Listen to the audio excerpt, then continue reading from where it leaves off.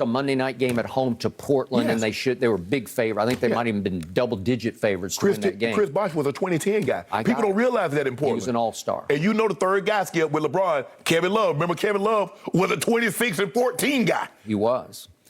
You have to have high winners intangibles to blend the three. Yes. And obviously, they had to both defer to LeBron, to you be you. You do what you've been doing in Cleveland. Just go ahead. Yes. We'll figure this. It took a little while. Yes. And it took a whole year. It took a finals loss. The finals was a disaster. Disaster for LeBron. It was. Okay. So now, what was happening here this year? Well, let's start with the fact that Kevin wanted to go to the Knicks. So Kevin, shockingly to me, deferred to Kyrie and said, okay, if you want to go to Brooklyn, I'll go to Brooklyn. Right. Kevin's attitude was, I just won back-to-back finals MVPs. Right. I got my rings. I got 2. I'm good to go here. KD a made man wherever he goes. Wherever he goes. And he said, look, I love you, man. If you really want to go to Brooklyn, let's just go to Brooklyn. Right. So he did not Bigfoot Kyrie and say, we got to turn the Knicks. We could save the Mecca of basketball. Right. We could turn around. We'd be the biggest stars in the history of New York City basketball if we could make the Knicks champions. Right? Absolutely. And they would have been. But they go to Brooklyn. Right. Okay. James was angling to come there. James just wanted out. He wanted to go, I'm sure because of Daryl Morey, that he wanted to go to Philly first. Familiarity. But he just wanted out of Houston. Correct. I agree with that. And the option of, wow, I could pair up with those guys. Right. We could go big super team. And I think even you acknowledged, well, this is the greatest we had never seen anything like this. Of basketball talent we'd ever seen. On just pure offensive scoring talent. We've never seen anything like those three, right? Yeah, all three guys are sensational one-on-one. Okay. So listen, I trust Kevin Durant, as I've told you from the start. We're going to get deeper into this versus Giannis, but I trust his winners' intangibles way beyond Kyrie's and 100,000 miles beyond James Harden. So according to this report, they had played the year before, through the offseason, they'd gotten together and played a lot of pickup basketball. Right. And for some reason, this past offseason, James wouldn't show up for any of their runs. You know, like out here at UCLA, he just wouldn't show up. But when he did show up for training camp, Kevin was very upset, according to the report, that he was way out of shape. And you could see that because he just lets himself go. He is the flip side of LeBron James in off-season workouts, right? And then it started to irk Kevin that James started openly talking about testing the free agent market after this year. Because it's just a blow to your ego. Like, well, I thought we were all in this together. Why would you start publicly acknowledging that, right? And he said, I've never been a free agent before. Okay. And then all of a sudden, and it did start, I give you full credit for what you said about it all started with Kyrie and the vax mandate. Okay. If you alleviate that, maybe they're still there. Maybe. Because James Harden believes everybody's bought in. James Harden said, how can we all buy in if you're not doing Kevin Durant? If they said Kevin Durant, it's going to increase your chance of winning a championship if you sleep at Barclays. Kevin Durant's getting a suite at Barclays and he's staying there. I've never worried about Kevin Durant and him buying into anything. Kevin Durant don't want to leave. Kevin Durant just want to hoop. Y'all let whoever, Bobby Marks, but Skip, think about it. 1 week into when they signed him, what did Kyrie say? We don't even need a coach. He did. How the hell that going to play? Yep, I agree. Yet, there was a turning point when James Harden flat out quit on his second team in 2 years. And because of that, I'm out on him. I'm done with him because in the basketball context, he's a bad guy. I don't mean it in he's the not life a bad context. person. I'm talking about as a teammate. As somebody that you can quote unquote count on or not count on. He's a bad guy. He's trouble waiting to happen. He will either disappoint you or just completely leave you flat when you least expect it. Well, he's under immense pressure, Skip. Like you said, he quit on the way to Houston. Okay, they said, okay, you couldn't win in Houston. So they had robbed you, but Brooklyn. We don't have time to go through all the chapter and verse of what started happening down the stretch for the Brooklyn Nets here, with James being late to games, showing up at halftime for games, and then he has been notorious for this his whole career. But if you play at San Antonio, he's going to take a little side trip and leave the team as it goes on to Denver. He's going to Houston to club. Yeah. And he's just going to do it. And he's been doing it his whole career. But everybody know James Harden in the club. Okay, everybody know James Harden.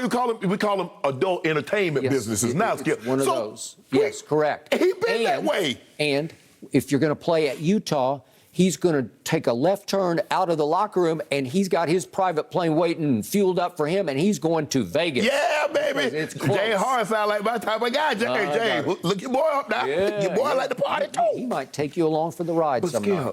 But hold on. I thought as long as you balling, you hooping, it didn't matter. James Harden was balling, he was hooping, but he became very unhappy. He was like, well, Kyrie ain't all in. Why should I be all in? Why should I be all gung-ho? Yep. He chose this. So this story says that Kevin fought against trading him straight up for Ben Simmons. Obviously, there are other things thrown in at the end on the trade. But in the end, according to this, somebody close to Kevin said, Kevin in the end was like, F it, James isn't bringing SH to this team. Well, he wasn't. He just quit. Yeah. And so at some point, you just say, okay, you got to cut your losses, Skip. You got to cut your losses.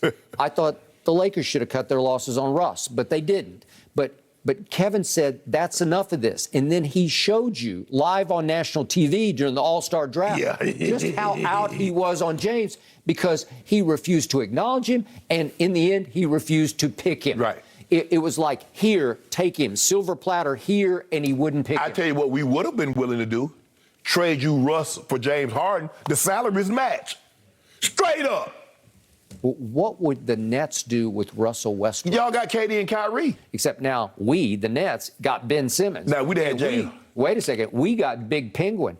Now you like the Big Penguin. You didn't like him last year. We got the other Curry, who's a pretty good Curry. He's a pretty good shooter. He ain't Steph. 40%. No, Steph, but he ain't Steph. Okay, but he's pretty good, and he was pretty good the other night when they actually won a game and beat Sacramento. I remember when I was talking about Andre Drummond saying, hey, he can give you this, and you came out here with these stats. Somebody had wrote an article. Nobody equates to not winning more than Andre Drummond. Those 17 rebounds, those 15 rebounds have no correlation to winning. You came out here with a big old stack and stacks of paper. Yep, and then he went to Philadelphia, and he started to Big Penguin ball out. And he was backing up the best big man in basketball, and he was playing Nikola Jokic, he was in Philly. He wasn't in Denver. No, the best big man, is called Joe inside. Jokic. No, Joe. Joker. And all of a sudden, the real AD last year on the Lakers was Andre Drummond, and I didn't know it until he got out from under LeBron. So now he out from under LeBron. AD. Wow, interesting. So here he went, and they just stole him because he's going to be a starter for them. He's going to be the starting big man they did not have. That's all for us. We'll see you tomorrow, 9:30 Eastern, with more Undisputed. First Things First is sponsored by Ram Trucks, built to serve. Oh, we got a fun one this morning. Ben Simmons is getting up to speed in Brooklyn. Should the Brooklyn Nets be 100% confident, 100% confident they can win a title this year? That means without a doubt. The stars are shining bright heading into NBA All-Star Weekend. Has a dark horse MVP candidate emerged?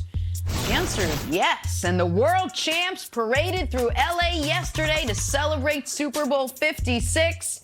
We saw Brady doing almost that a year ago. Good Thursday morning, everyone. Welcome to First Things First. Jenna Wolf, Nick Wright, Chris Broussard, and Kevin Wildes. I love it. Nick, McVay and Donald both say run it back. Run it back. What do you say? I encourage them to do that, but unfortunately now they're going to be the subject of Kevin Wilde's scorn for the next 7 years unless they win multiple Super Bowls like he's done with the Chiefs. It's just going to be mocked mercilessly. So I like it, but it was actually a bad job by them. All right, well, on the same day that the LA Rams paraded through town, the LA Lakers put on their own show last night. Maybe they could have combined parades, Wildes, who knows? Lakers versus Jazz, LeBron James, once again, fantastic. Down 12 in the fourth, LeBron scores 15 of his 33 to help the Lakers come all the way back, pull off a nice win. But it was a bittersweet night. They lost AD again, this time to a sprained ankle. Happened when he landed on Rudy Gobert's foot in the first half. X-rays were negative, that's good, but he is expected to miss at least the next 2 weeks. Probably a little bit more. He'll have an MRI today to see where things stand. Here was LeBron James after the game. I saw him at halftime, and I hated to see him in that fashion. Anytime you see a guy with crutches, it's not a good sign. So, and the good thing is he'll be a lot better when we come back than he is tonight. No matter where he is, he'll be better a week from today. You know, when we all come back, or when those guys come back, I won't be back yet. You know, time heals all, and you know, like I said, it's an unfortunate play, unfortunate event, and you know, he'll get back, you know, obviously as soon as he can, but nothing to rush. Well, I mean, nothing to rush.